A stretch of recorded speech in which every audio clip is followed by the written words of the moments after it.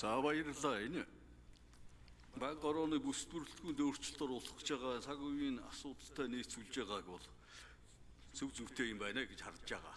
Гэхдээ яг хуу энэ хуулинд өөрчлөлт оруулж байгаа том явдал гэж яах биш байгаа нэгдүгээрт. Нэг банкын хороог авчиад нэг том банкын хороонд дагаар оруулж байгаа юм шиг том болоод байгаа. Энэ чинь хоёр банкын хороо нийлж байгаа бол хоёулаа татан буугдаад шинээр байгуулж ийн гэж харна. Нэг банкын хороо нэр нь байгаа ч гэсэн энэ шинэ банкын хороо байгуулагч гэж харж банкын хороонуудыг нийлүүлж ийн гэж үзэхээс үгүй юм шиг санагдаад байгаа. Одоо энд нэг л анхаармаар ганц асуудал байгаад байгаа юм. Ер нь энэ шинжлэх ухаан, технологи, инновац гэдэг чинь ингээд нэг гинжин гэлхээний 3 элемент.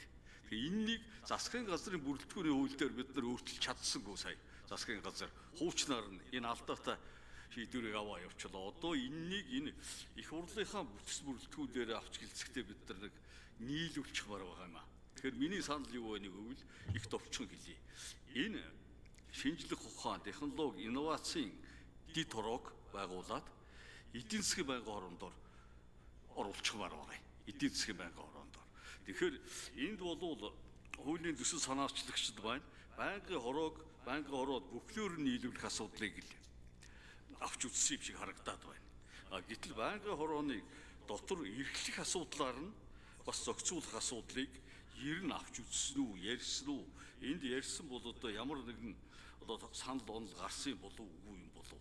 Одоо нийгмийн бодлогоор биш эдийн засгийн банкын хороондоор шинжлэх ухааны технологи инновацийн дэд хороо байгуулчих юм бол энэ зохицоороо асуудал явахд их нэмэртэй. Тэгэхээр энэ асуудлыг та нөхөд маань юу гэж бодож байгаа юм бол хоёрдугаарт энэ өргөдлийн банкын хорооч хуучин байсан л да бид нар бас сонсоод өргөдөл бүртлөгчл байсан.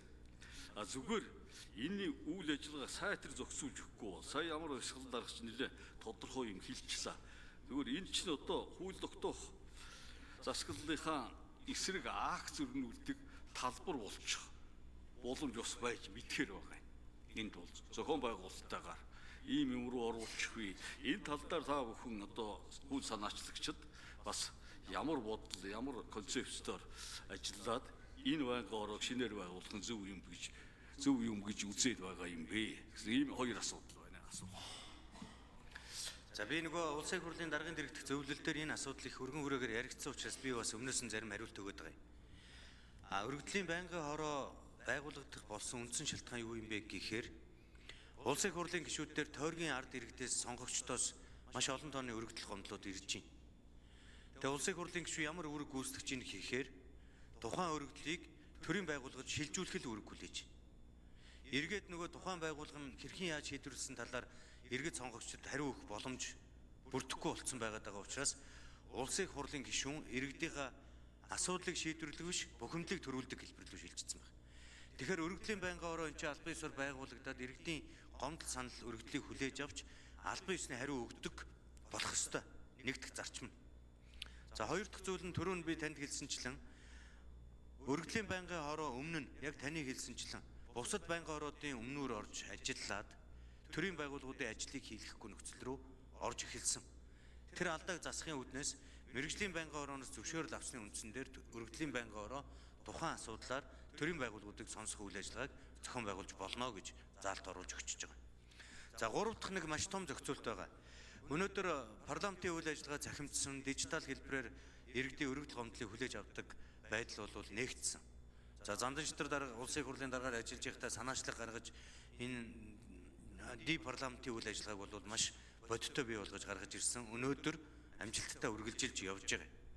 Одоо харамсалтай парламент руу оруулж байгаа иргэдийн өргөдөл гомдлыг дунд нь тамгын газар шүүдэг юм процесс явагдаад байгаа.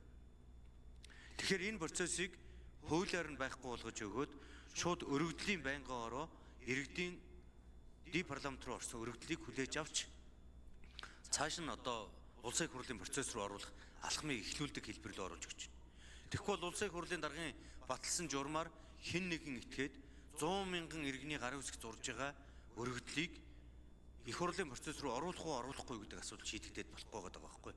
Тэгэхээр нэгэн тал иргэд олон мянгуулаа санал гаргачихж байгаа бол энэ асуудлыг өргөдлийн банкын хороо хууль зүйн хувьд нийцэж байна уу үгүй юу гэдэг дээр нь дүгнэлт гаргаад улсын хурлаар дамжуулж мэргэжлийн банкын хороод руу оруулдаг хэлбэрийг бий болгож өгч байна л гэсэн үг. Ийм гурван дэвшилтэд одоо санаачлагаар энэ өргөдлийн байнгын хороо бий болж гарч ирж байгаа. За, хариулт бараг болцсон баха гэж бодож. За, Лувсан Бямбагийн мөнх